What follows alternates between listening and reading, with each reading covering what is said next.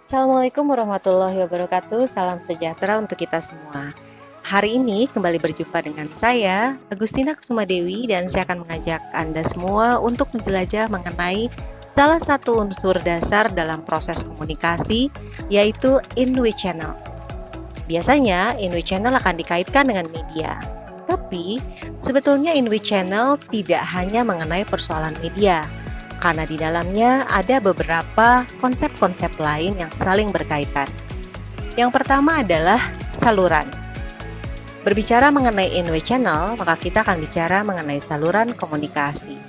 Dan saluran ini berkaitan dengan alat-alat yang secara fisik menjadi tempat di mana sinyal ditransmisikan.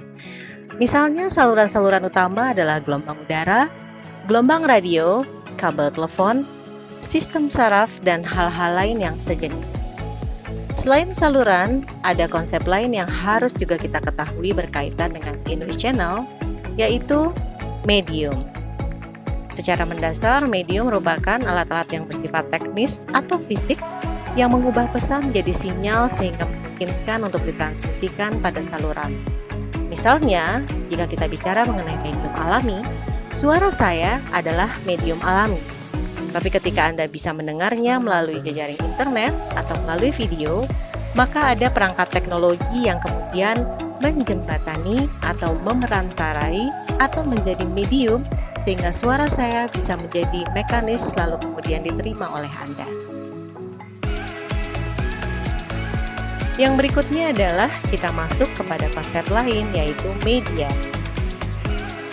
Menurut Bell, media atau medium adalah kategori umum dari sistem pengiriman pesan yang mencakup media penyiaran, televisi dan radio, media cetak, surat kabar dan majalah, iklan luar ruang atau outdoor advertising, dan media pendukung lainnya.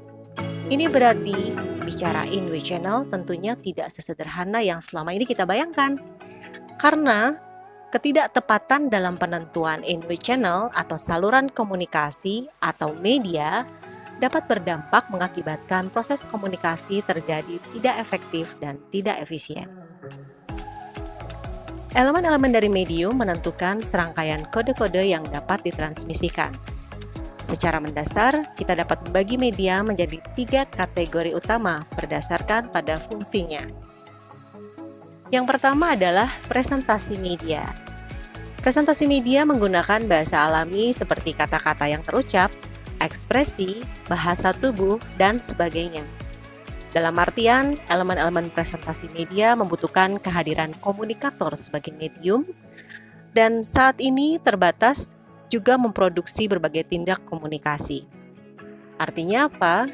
Artinya adalah bahwa dalam presentasi media, komunikator menjadi medium dari pesan komunikasi, dan seluruh elemen verbal maupun non-verbal menjadi satu bentuk tindak komunikasi.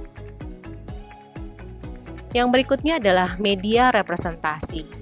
Media ini membuat teks yang dapat merekam media dari kategori 1 dan dapat eksis secara mandiri tanpa komunikator. Kategori media ini berkaitan dengan produksi dan reproduksi karya-karya komunikasi, seperti buku, lukisan, foto, atau tulisan. Berikutnya adalah media mekanis. Media ini berkaitan dengan transmitter seperti telepon, radio, dan televisi. Dan media-media pada kategori ini menggunakan saluran-saluran yang dibuat oleh ahli mesin. Pada akhirnya, kita akan sampai pada satu kesimpulan, bahwa proses komunikasi dapat berjalan dengan efektif dan efisien jika kita dapat menentukan medium yang tepat sesuai dengan target audiens sasaran kita.